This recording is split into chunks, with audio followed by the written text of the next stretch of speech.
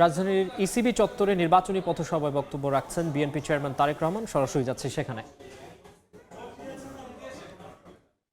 আমরা একটি সুন্দর শহর গড়ে তুলতে চাই, যেই শহরের মানুষ বুক ভরে শ্বাস নিতে পারবে।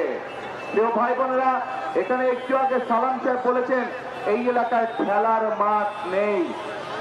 আপনাদের সকলের জানার জন্য আমি বলতে চাই যে ইনশাআল্লাহ আপনাদের দোয়ায় আল্লাহ রহমতে বিএনপি 12 তারিখে সরকার গঠন করলে শুধু এই এলাকাতেই নয়, ঢাকা 17টাতেই নয়, আমরা সমগ্র ঢাকা শহরে অন্তত 40টি খেলার মাঠ তৈরি করব ইনশাআল্লাহ, যাতে করে আমাদের সন্তানেরা খোলা মাঠে খেলাধুলা করতে পারে, যাতে করে আমাদের মুরব্বীরা, মা বোনেরা বিকেল বেলায় বা যেই সময় তাদের প্রয়োজন সেই সময় যেন মাঠে হাঁটা চলা করতে পারে।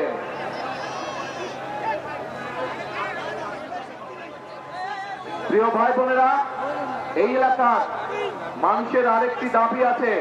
ইসিবি চত্বর থেকে জসিমউদ্দিন পর্যন্ত 60 ফিট প্রশস্ত করানোর জন্য যে রাস্তাটি আছে, ইনশাআল্লাহ বিএনপি সরকার গঠন করলে আমরা মানুষের বসবাসের জন্য, চলাচলের জন্য এই এলাকার রাস্তার প্রসার ঘটাবো ইনশাআল্লাহ। প্রিয় ভাই বোনেরা, পরিশেষে আপনাদের কাছে আবারও ধানের শীষের পক্ষে সমগ্র বাংলাদেশে আপনাদের বন্ধু বান্ধব আত্মীয় স্বজন যারা আছে, আপনাদের মাধ্যমে আমি সকলকে বিনীত অনুরোধ জানাতে চাই ধানের শীষের পক্ষে 12 তারিখে ভোট প্রদানের জন্য। এবং আমি যেহেতু এই এলাকারই সন্তান, আমি আপনাদেরই সন্তান, এই এলাকার সন্তান, সেই জন্য এই এলাকায় ধানের শীষের প্রার্থী হিসাবে আপনাদের কাছে 12 তারিখে ধানের শীষের পক্ষে আমি ভোট চাই। ধানের শীষকে জয়যুক্ত করে আমাকে, যেহেতু ছোটবেলা থেকে এই এলাকায় বড় হয়েছি, এই এলাকার জন্য এবং এই এলাকার মানুষের জন্য আমাকে আপনারা কাজ করার সুযোগ দিবেন, এই প্রত্যাশা ব্যক্ত করে আজ আপনাদের কাছ থেকে আমি বিদায় নিচ্ছি।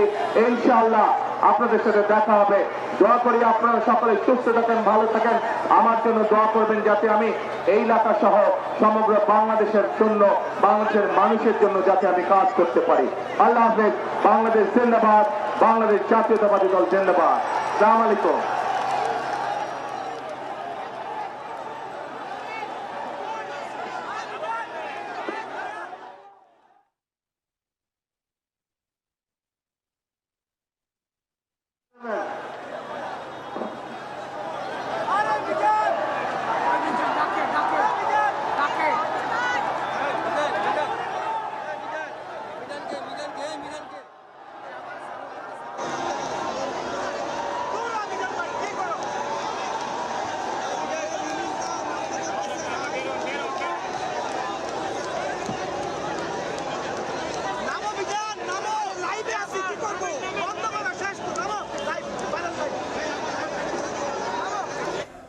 রাজধানীর ইসিবি চত্বরে কথা বলছিলেন বিএনপি চেয়ারম্যান তারেক রহমান। সরাসরি ছিলাম সেখানে।